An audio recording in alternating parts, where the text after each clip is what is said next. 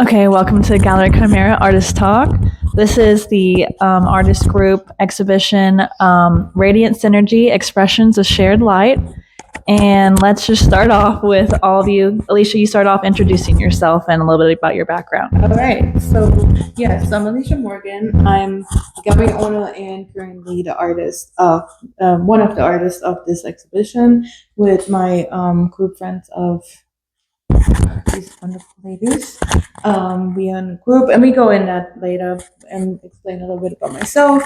I'm an artist, and I'm doing this now for about 5 years. I started around COVID. No, 4 years then, right? COVID was like, yeah. I was a tattoo artist before and was a little burnt out and started painting during COVID because we could not work. And then my husband gave me the opportunity to make it my full-time job. And now I love it. And yeah, go to the next person first. Learn more. I'm Josephine Prins. I'm actually out of Owatonna, Minnesota. And I am a pyrography and watercolor artist.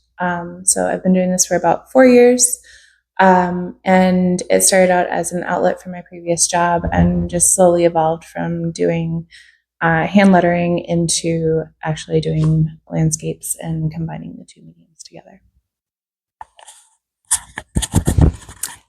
And I'm Lauren Phillips, and I actually began, my first career was in education as a teacher, and I resigned in 2020 during all of the COVID and I needed to stay home with my children and began looking for another creative outlet and decided to pick up painting. And it's grown. I love acrylics, landscapes, florals, and it's led me to these amazing women.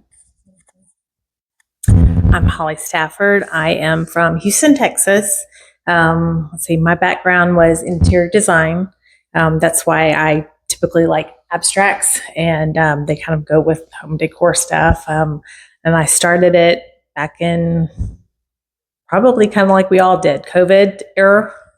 But I've probably been doing it about 2.5 years now. And I'm dabbling more in abstracts and a little bit of some landscapes, but that's about it. And then all of us work really well together. Yes. We've all become great friends because of this little group. Yeah, that's what I do. I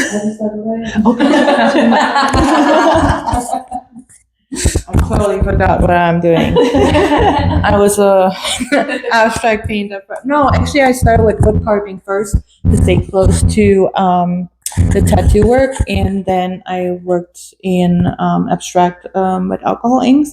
And now since this year, I'm dabbled into doing oil paintings and working on flowers. Yay. And I feel like you guys should talk more about like how you guys met and like your weekly meetings, like how often and how it's grown over time. Someone should. We'll start. Okay. You want? Yeah. Be brave. All right, you guys, please chime in. Yes. But we work all, kind of artists on our own, not feeling isolated, but just kind of doing our own thing. And I think we were all craving some connection and collaboration and feedback. And we were all on Instagram and followed along with Emily Ann, who was creating a community called Harvest Community, where artists come together and they're put together in small groups. And that's really how we met, is through Instagram and through this small community. And it just so happened, like our group just gelled immediately. Like we just really started sharing, opening up, getting to know each other, and meeting weekly on Zooms. Yes, completely. We meet. You got that? Sure. Yes. So how long have we been doing this now? 2.5 years? 2.5 years. So yes. So we meet weekly, really and truly, and we hold each other accountable. And we show up. We offer criticism, like, and give tips to each other's art. And then we share the life stuff, right? And then because of all that, we've actually truly become good friends, right? I mean, And I would say it's the accountability too. Just having this group that you meet with, who you trust and love and adore, it keeps you showing up and it keeps you going back to the easel or to the, to the paintbrush, and it just keeps you coming back and coming back. And as a result, we just continue to grow and evolve together. And I think we grow and evolve more as artists faster than we would had we been doing this alone. Mm-hmm. The other part I love about it too is that our styles are so different that we're still able to give each other such great criticism and feedback from such different perspectives because of those mediums and because of those styles, that it really, like Lauren said, helps you grow. But it's not even just in our art, it's in our personalities, it's in what we like to do or where our skill sets are, like anywhere from writing and design to doing websites and just professional experience and application, and like growing into galleries and growing into different, like all the options that you have as an artist, or growth and different paths you can take. Yeah, and for me, what one point of it is too is like when we struggle, that we have the support and see that other people struggle too. And every time somebody struggles, the other people doing well and can break it down for you and lift you up. And so we all, lift it up all the time. There's nothing but support. Yeah. And I'm curious how you guys came up with the idea for the overall theme of this show. And because I see like your guys' styles they're similar, but a little bit different. So how did you come up with the cohesive idea overall?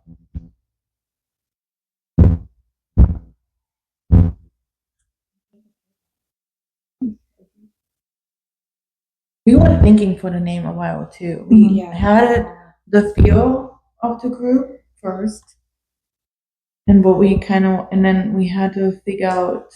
We were trying to find something that could bring us together between all of our mediums and all of our styles. Mm-hmm. And we kept kind of coming back to the idea of like gold and light. Mm-hmm.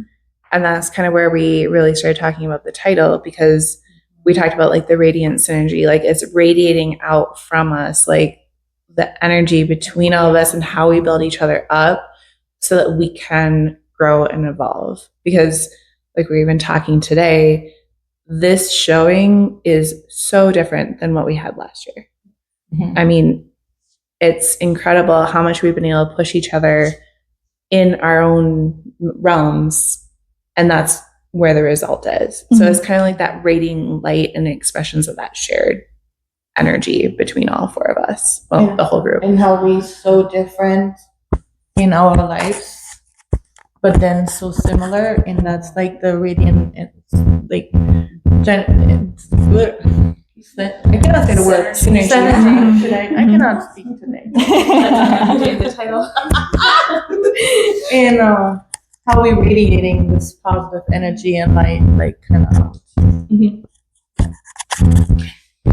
Radiating as artists and as moms and friends and wives and daughters, and we just grow in all aspects and lift each other up in that way.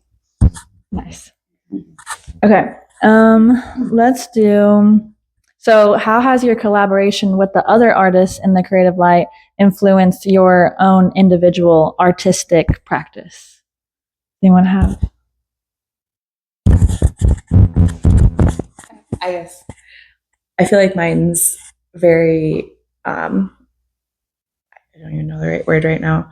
It's very apparent in especially this exhibition, because between these group of four ladies, they pushed me to go big. Mm-hmm. The largest piece I had ever done before this show and before I had met these ladies was like an 8 by 10. I think. And now I have a 36 by 48 up in the gallery. I mean, and then even like pushing to have a little bit more freedom, a little bit more flow, and using a bigger brush. And like, it's all these things like that you just don't even think about until you talk to somebody else and they're like, well, this is my size brush. Like, how can you handle this little like 16th inch brush for this big of a piece? Like, what are you thinking? Like, try to do this instead. It just really opens your eye to the other options that are out there and really helps you grow as an artist and like the different techniques and like adding different colors and that you never would have thought of, you know? Well, that's the other thing we were talking about, walking around, looking at each other's art together. And we've been asking each other, well, how did you get that shade? Mm-hmm. And then how did you get, it looked so blended. Like, it's just been fun for us to walk around looking at each other's different styles of art. Mm-hmm. And then Lauren and I found out we didn't plan it, but we used a lot of the same colors.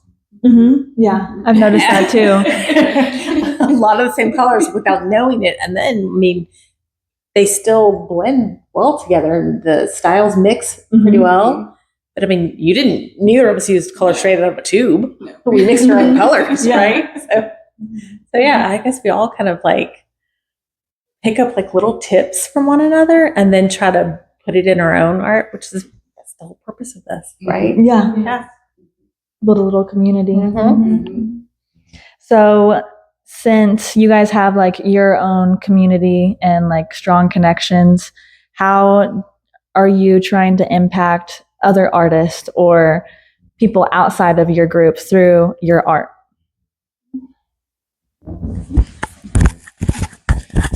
So we just talked about it last week because we were such a tight-knit group and people see how we always I always tell people, I have to go back to my group, or I cannot do it today because I have my call today, and we excited and then they were asking me, so what do you do? And I'm like, well, we critiquing each other, or we working through some challenges, or we celebrating our success. And one person was then a friend of mine is also an artist, was like, man, I want to have a critique on my art so I can grow. So we decided we're gonna do once a month a call and critique only pick one piece and critique it and see if we need to improve something, or if we need to do on a composition, or if we do really good on it and need to stop to paint because sometimes you overpaint and overwork something because you're so close to it.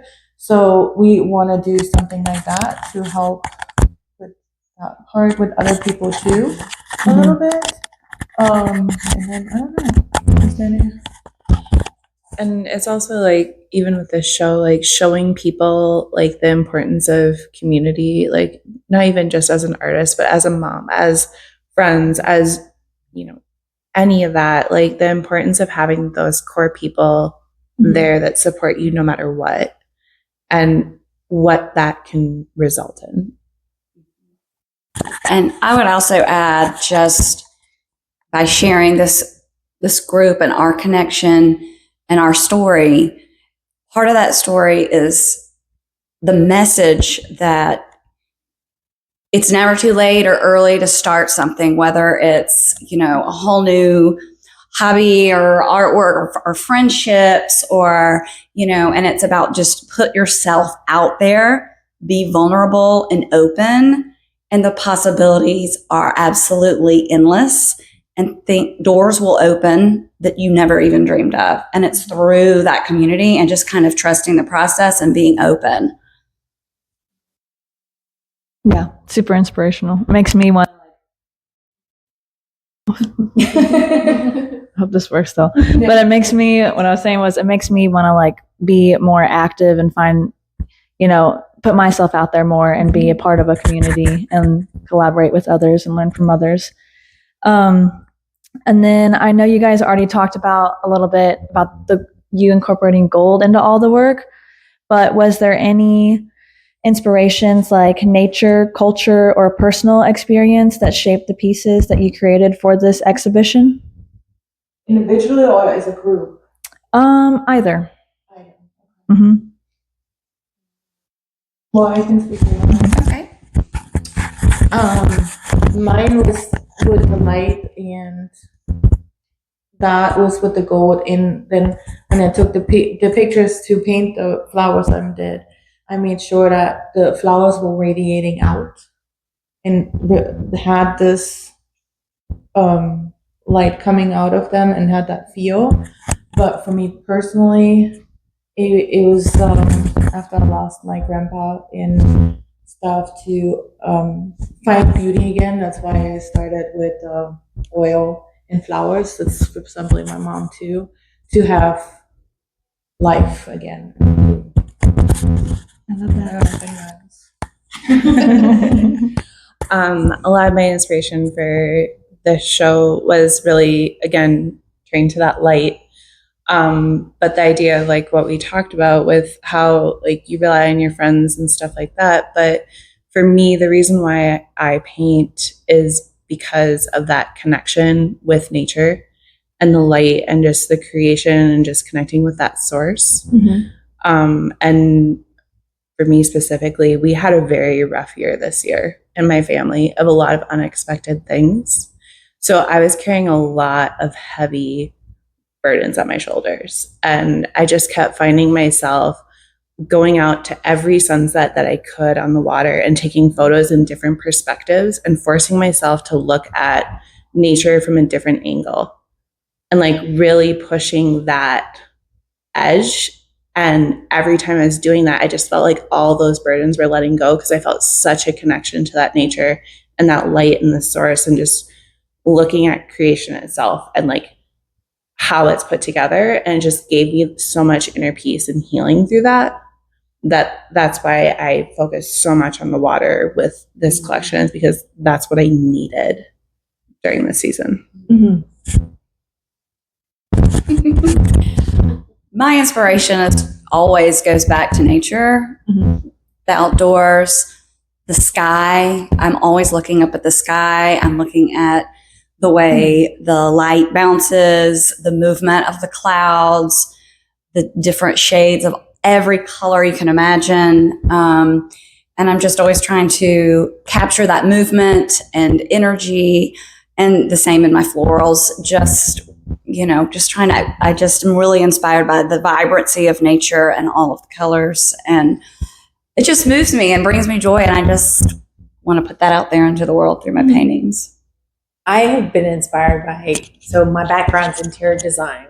And so I love patterns, textures, I love fabric, and I like to incorporate different things in my work. And so my goal has always been more towards being in a interior design store, or so I guess my stuff is typically geared towards interior designers. But then overall, it's what I feel comfortable with. Their work is absolutely gorgeous. It's just I personally feel like I can't do it, and it's just not what flows naturally out of me. But I don't think so. You did also marsh, and they look beautiful. Yes. And they're not like you abstract art. So you do good with it. But it's some different.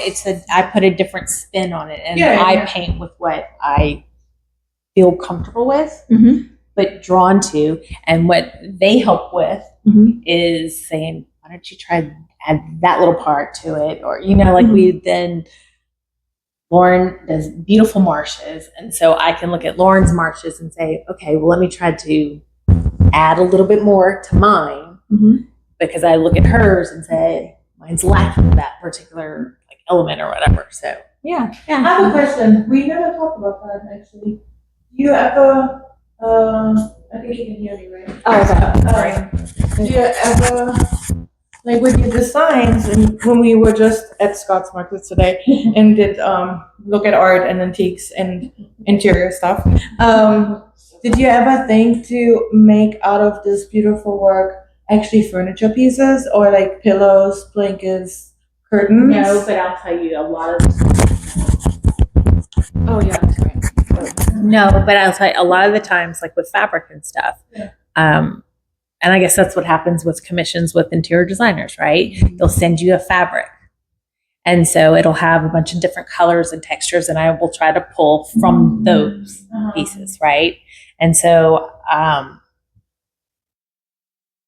that particular piece happens to be like a fabric that combines, like if you zoomed in, if you were taking one little scrap of the fabric and you zoomed in on it, that's all those colors. You know, so So that's like where you take your inspiration yeah, from. but and then yeah. Well, and when and typically my two favorite colors, and y'all know this, for me, it's obviously greens and blues. Yeah. Right. And so, and then that's what my own home has. And it's just what I'm drawn to. So then therefore the fabrics typically are those. Because that's how you do those commissions. Because that's how you do those commissions. Because you've talked about that in our calls. Like they send you fabric swatches, photos of the space, and all those. So you work with the interior designer, the customer, with those colors to be able to pull that space together. And this is kind of like that final finishing piece. Well, and when I look at your work, I immediately think about like what kind of motions you were doing. Like I picture and like these two, like I see, like I almost like see the actions like that you were doing as you were painting it. So it comes with like the motion of it. Okay, another interesting question is, what challenges have you faced as a group of artists, and how have you overcome them to create a cohesive exhibition? So were there any challenges along the way, bumps in the roads that you had to overcome?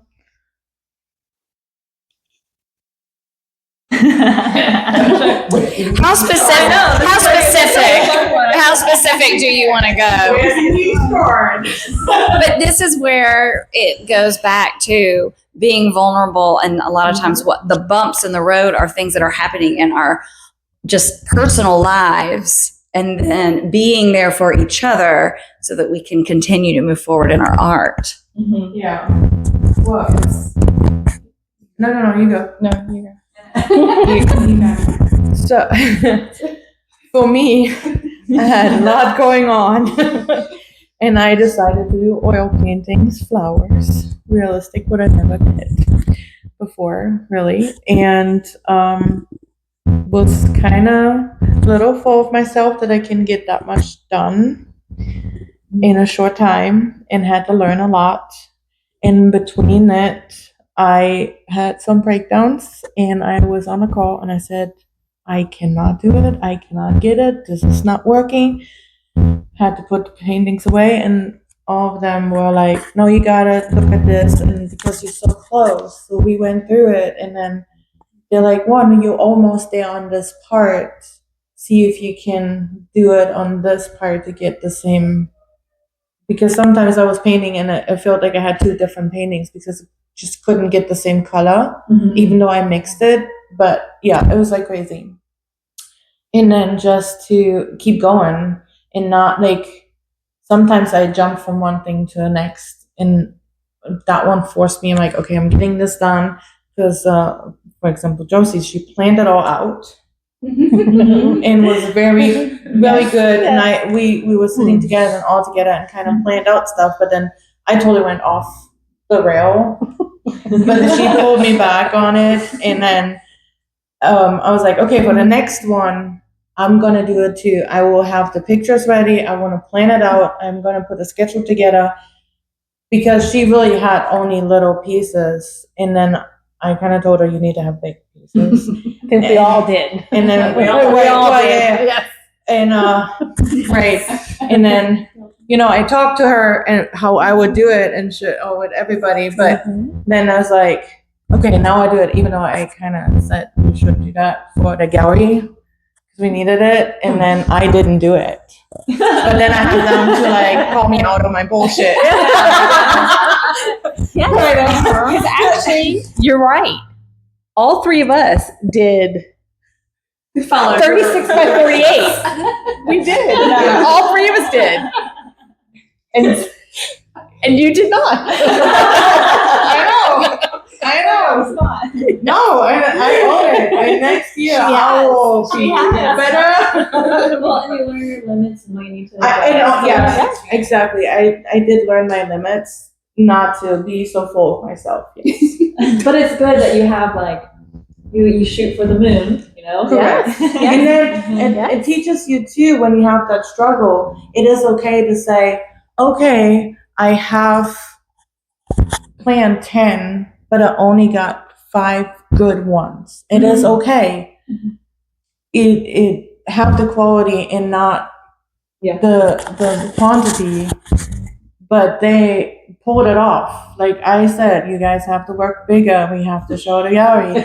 They totally pulled it off. Like, it's amazing how when you see, I think we should put on our Instagram the first show and then the show to see how much we were growing in 1 year. So like they've all said, I am a planner. But things don't go as planned in life. So like I said, my family had a lot of unexpected changes, like challenges and just things that I felt like a broken record on our Zoom saying like, it could have been so much worse, but this happened. Like it was just that was your motto. every single call. It was just crazy. So yeah, I had a plan. I had my list. I had everything laid out, but again, nothing went as planned.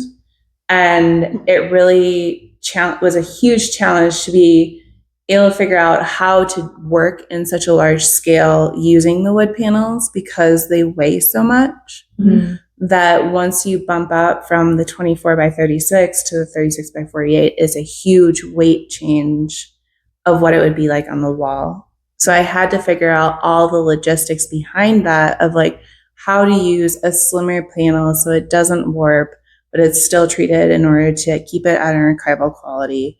And also on top of it, we threw in gold leaf, which I have never worked with before. And figuring out how to make that work into my style of paintings was a huge challenge for me. And it took a lot of experimenting to see how it would adhere to the wood and how it would work with what I was doing. Well, you nailed it. It's perfect. It's gorgeous. Beautiful work. Not without a lot of stress in you guys. I think once again, that's why we're here. Also with the frame. Yes. Did you have frames? So I actually had already completed 2 36 by 48s. 100% they were done. But they were on a thinner canvas, and my plan all along was to do a 1.5 inch floater frame instead of a 2 inch floater frame. The company that I ordered from sat on it for a week, couldn't get.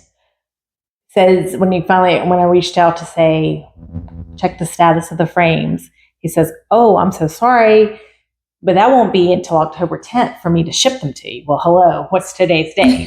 Right? And so I said, well, that's not going to work. And so he says, well, I can do the thicker frames for you. And I said, that's a great compromise. However, I can't use the thinner canvases unframed.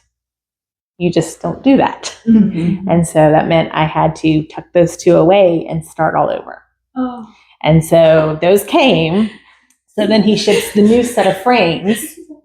And let's see. I mean, there's what? 1, 2, 3, 4, 5, like bigger ones. And then I was also doing art for an interior design store that I've also brought stuff for. So in all, it was 9 big paintings. And my husband and I had to assemble all those frames. And every one of them cracked.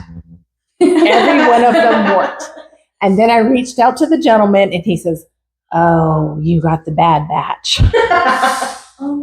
And I wasn't really sure what that meant. And it was something about the pin size wasn't calibrated right. And so I'm thinking, oh no. So he worked great with me. He ended up giving me thicker frames for the same price that I paid for the thin frames. But that meant my husband and I had to build them all again. And then the gentleman wanted me to ship back the old ones. So then we had to break down the old ones. Oh. So, no. you know, but I was okay with that. It was just a headache. So then where I felt I was getting so far ahead, trying to be a planner like Josie, I felt like I took 10 steps back. So yeah, so that was a hiccup, but it all worked out beautifully. I actually do like the thick frames. Yeah. I took a lesson from Lauren, who loves the thicker frames. Yes. Yes.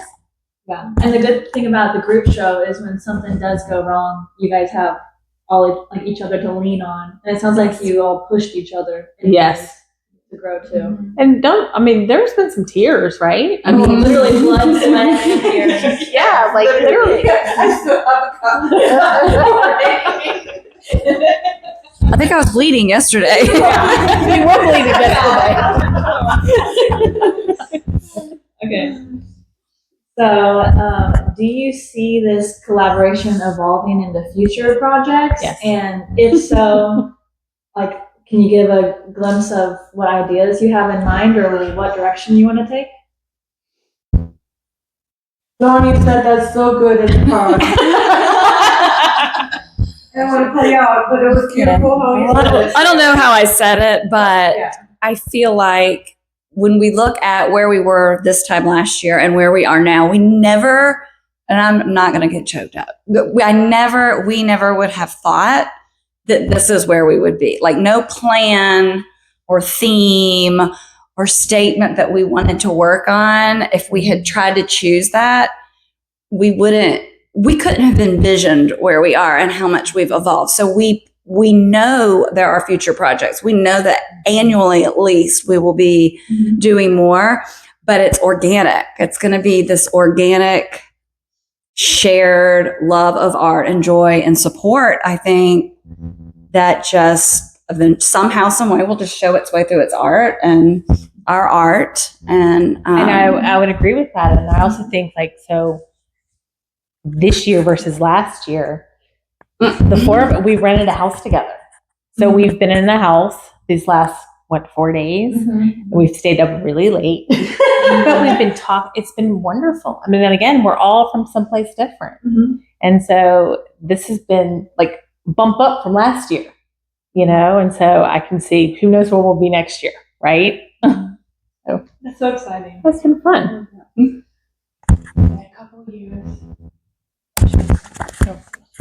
a couple of years, we maybe do a big retreat with everybody.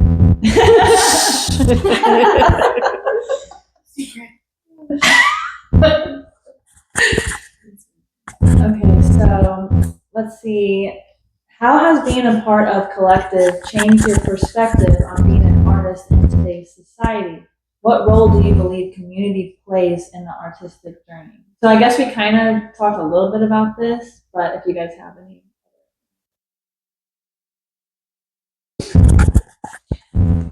As a stay-at-home mom who's also an artist, having a community has really been a huge support system for me. Because not only do I have my friends through my kids and family and all that, but like having other people that share the same interest as you, supporting you and going through that journey with you really makes a big difference because you're not alone in it. Where like for me, before I met these ladies, I was an artist, but it felt very isolating doing that on your own and not having anyone to talk to about, oh, I'm thinking about submitting for this call of art. What do I do? Or like, I can't get this color right. What color do I need to add in? Like, how do I get this? Like, you don't have those people to reach out to, and you don't have those resources because all of your friends, as supportive as they are, they're going to compliment you. They're going to support you, but they don't have that eye for, well, you need to add a little bit of peach to that cloud. Other people aren't necessarily going to have that eye for that. So it really, having this group makes a difference in just feeling like you're not alone in your journey, if that makes sense. Yes. Perfect. And I, for me, showing to the community is that artists don't need to have competition. There is with our collections, we always do a theme. We are so different, but it still pulls together. So artists should work more together and collaborate. And then with our group, we want to show we can do that and be successful together as a community, and that people are not afraid to ask questions and go up. Sometimes, like, we went to a gallery, and some of you guys don't do that often. I go all the time, ask questions, and then I'd say also, I'm in a collective and I have a gallery, and being open so that people can come in and I get something out of it too. Because sometimes there's still this competition and this, oh, I need to be this to call myself an artist. We had our group. A couple people did not say they're artists, to be proud that you're an artist, even if you're not a seasoned artist or mid artist. If you paint and that's your life and your enjoyment, you're an artist. So that's what I want to radiate out, that people can say, okay, it's okay. And there's people the same way. And we have a group we can come in and ask questions and kind of like that.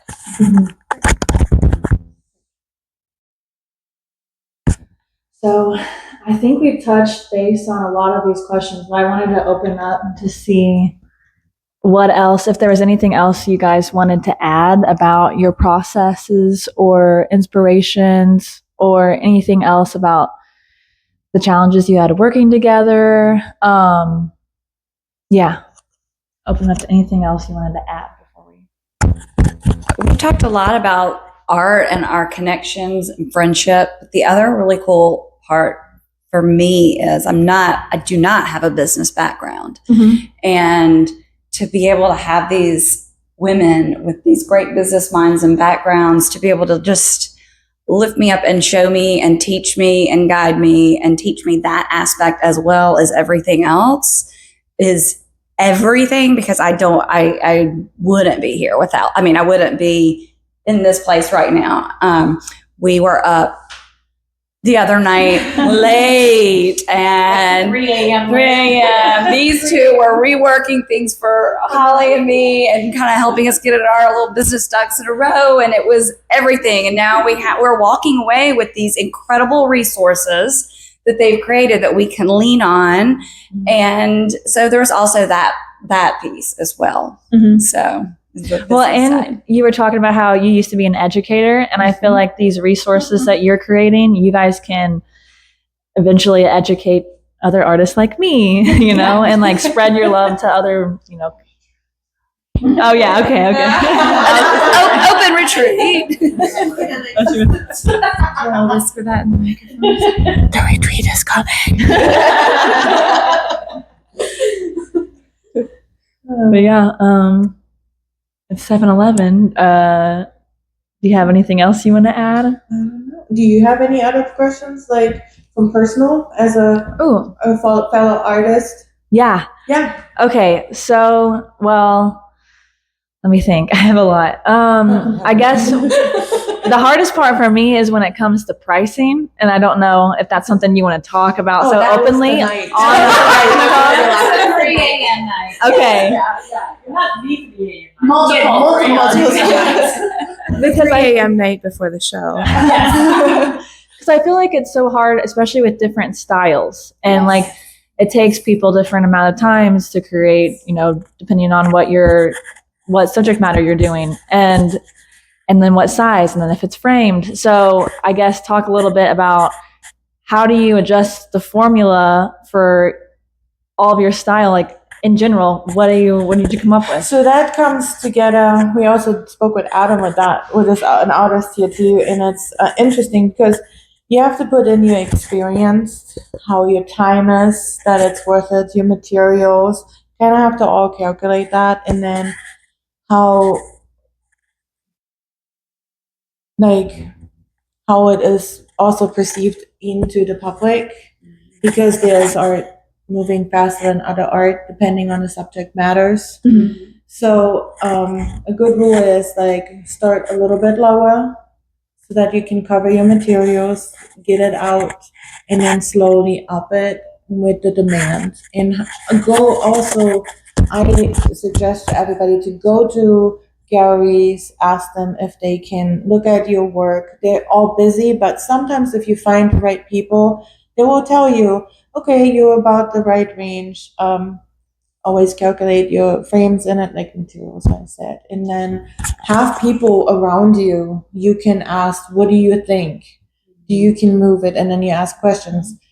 Did you sell that before? Or how do you sell? Where do you sell? Do you go to markets? Do you do Facebook Marketplace? Some people start there. Do you go to your school, your church, your community? There's so many places. And then start a little bit and look at other artists too. Go to galleries, go to the fairs. That's what I do. I go to fairs and look, how much do they charge for prints? How much do they charge? How do they pack it? How is it presented? Like, we were at the Scott Market today and we looked how they presented their artwork and stuff. So look around first, see, and the first and foremost in the beginning is have fun with it. Don't see it as a business, Chore. as a chore, as a I want to be a career artist now. It usually falls into place that you like. I started during COVID to not use my practice of the trembling and the similar. And then people asked me to buy it, and I was like, I don't know what to charge. Never did. So, and then the one big round wood piece that happened there, I sold it for $150. I spent 3 weeks on that thing. It was worth it. The person who actually got it just reached out not that long ago, and they moved and they have it in a new place. So it is meaningful for that. So that's what art should be. And then it grows into a business, and then the more demand you get, if your resume gets more sent into any show, and every show you can get it in. Open calls, send them in, and then you see how people are interested in your work, and then you can slowly up it. And I do have a formula from Josephine. I'll show you how we put it in and kind of calculate it too. But if anybody has any questions and want to reach out on our YouTube channel, you can write questions in, and we're gonna answer in contact. We're gonna put our Instagram on there, and we can reach out. Well, another part of the pricing too is consistency. Yes. In consistency among your sizes too. Like when we were figuring things out the other night, even sometimes you don't realize how much you may be over and underselling yourself, depending on the size and time and all those things. And they're all variables that go into it. But one of the things we really worked on this week, especially, was figuring out almost a tiered system based on those sizes for what feels appropriate for each artist. It's different for all four of us. But we figured out smaller pieces tend to be more in this price range, medium pieces tend to be more in this price range, and then you go to a higher size, and then that price changes just a little bit, and it's enough that it makes an impact on that consistency that the customer and the viewers see. And that really makes an impact on how your art is also viewed. Especially if you, depending on what kind of artist you are, we are all different. I'm more of a gallery artist, putting my stuff in galleries and in shows. And then how Holly said she loves the interior design object. So for her, it's really important to have the trust of the interiors and the home buyers or the big businesses. If I go to her and commission her, she is consistent throughout her pricing. And then the higher her demand goes, the higher she can go on her pricing grid. But she's consistent. Anything, because they know, I can go there, I commission her, and this is what my budget is, and that's the trust of your collectors, clientele. I'm also curious how you guys manage burnout as artists, because sometimes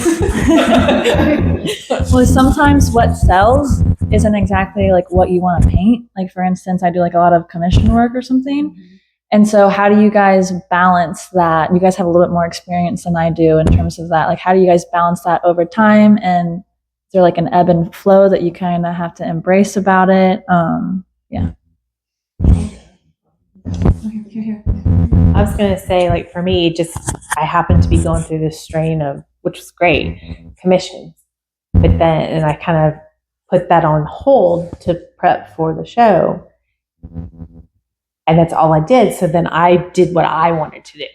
I did the colors and stuff. And then now I feel like I can go back and be like full and fresh and ready to pick up the paintbrush for my next few commissions that are up. Mm-hmm. Probably won't start for a while, for another week. But now I feel like I got a new sense of direction.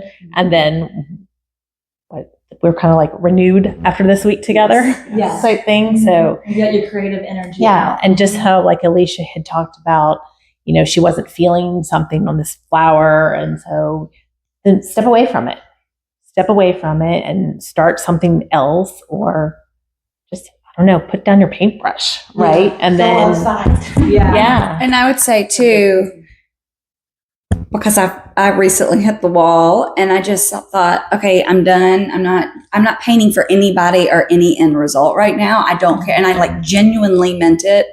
And I pulled out a big canvas and I just started to paint. And it was one of my favorite paintings that I ended up with, because there was like no thought and no flow and zero pressure. And it didn't matter what anybody else thought. So I think that's important, to just take time away, even if it's in a sketchbook, or you just say, I'm going to paint big and I don't care how it turns out. You know, just let yourself go. And that actually turned out to be one of my favorite pieces of course. One of the things I also do is I like to work in a different size. Mm-hmm. So if I'm working on a big piece, I have a small piece going at the same time, so that I can kind of flip my brain and how I'm working on it. And then also with wood, I have the ability to paint on like wood ornaments and things like that. So like this time of year, I actually really look forward to, because it's working on a very different like surface. It's almost like 3D when you're doing it on an ornament versus on a panel. So like having to like change my thought process when I'm doing it, and like Lauren said, just painting for me and not caring about who it's going to or what event it's for or anything like that. But just taking a day to paint a small piece is just for you. Yeah, I start something else then when I have like a project I have to do, and then I get overwhelmed. I started now a sketchbook and little sketches I do, and then I tried out jelly print, I do Mod Podge, I have all kinds of different, because I love being creative, but I get really like quick bored and burned out. So, or I go outside. I go and take my camera, go outside, walk, take the dog, my husband, and I like to go outside and not.